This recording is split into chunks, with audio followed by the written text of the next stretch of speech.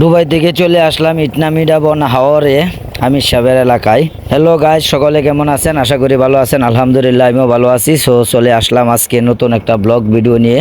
আমি দুবাই থেকে আসার কিছুদিন পরেই চলে আসলাম ইটনামিডা বন হাওরে আমির সাহেবের এলাকায়। এই যে দেখেন আলপনা শহরে। আসলে এইখানের 14 কিলোমিটার যে রাস্তাটা আলপনা এঁকেছে, দেখতে অনেক সুন্দর, মন কেড়ে নেওয়ার মতো একটা দৃশ্য। সো যারা যারা এখনো আসেন নাই সবাইকে দাওয়াত রইল, সবাই আসবেন, এসে দেখে যাবেন, আসলে মনটা জুড়িয়ে যাবে। আসলে ভ্রমণ করার জন্য এইরকম জায়গা এই পারফেক্ট জায়গা। আর অ্যাকচুয়ালি আমি দুবাই থেকে আসার পর আমার বন্ধু বান্ধব এবং আমার এক ছোটো ভাই অনেক দিন যাবৎ বলতেছে, ভাই চলেন চলেন এই আলপনা দেখবো, ইটনামিডা বন হাওরে যাব। তো অনেক দিন পরে ভাবলাম না যাওয়ার দরকার, তাই চলে আসলাম। তো আসলে এসে দেখি এতটাই মন মুগ্ধ করার মতো একটা পরিবেশ, আর এতটাই সুন্দর একটা পরিবেশ যে বলার বাহিরে, ভাষায় প্রকাশ করার মতো না। তো আমি আপনাদেরকে ভিডিওর মাধ্যমে দেখানোর চেষ্টা করতেছি এবং আপনাদেরকে আনন্দ দেওয়ার চেষ্টা করতেছি। যদি আমার ভিডিওটা ভালো লাগে অবশ্যই লাইক কমেন্ট শেয়ার করে পাশে থাকবেন, আর বেশি বেশি আমার পেজটাকে ফলো করে রাখবেন এইরকম নতুন নতুন ভিডিও পেতে।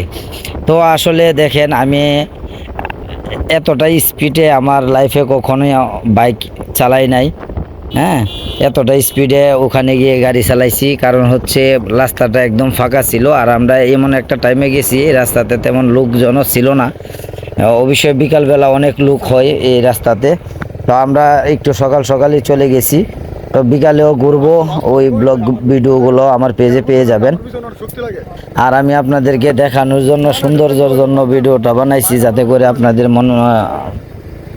মন কেড়ে নিতে পারে এইরকম একটা ভিডিও। আশা করি সম্পূর্ণ ভিডিওটা দেখবেন। আর যারা যারা আমাকে ভালোবাসেন অবশ্যই লাইক কমেন্ট শেয়ার করবেন, আর আমাকে সাপোর্ট করবেন।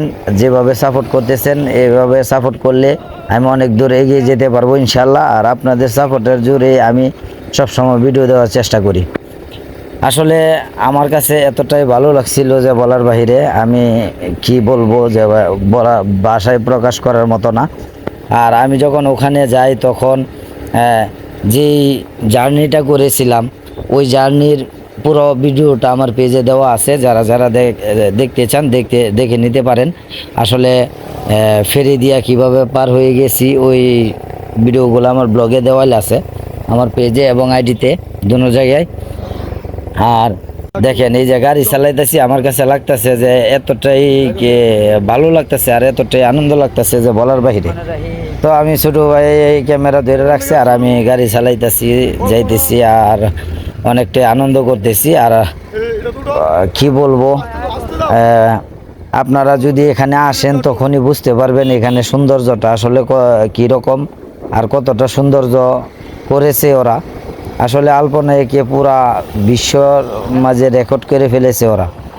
তো ইটনাতে গিয়ে যা দেখলাম আর যা বুঝলাম, এটা যদিও এই, তো এইখানের আরেকটা জিনিস আমার কাছে খুব ভালো লেগেছে, রাস্তার সাইডে অনেক ধান ক্ষেত ছিল, আর কি অনেক ভুট্টা ক্ষেত ছিল। ভুট্টা ক্ষেতগুলো দেখে আমার অনেকটাই ভালো লাগছিল।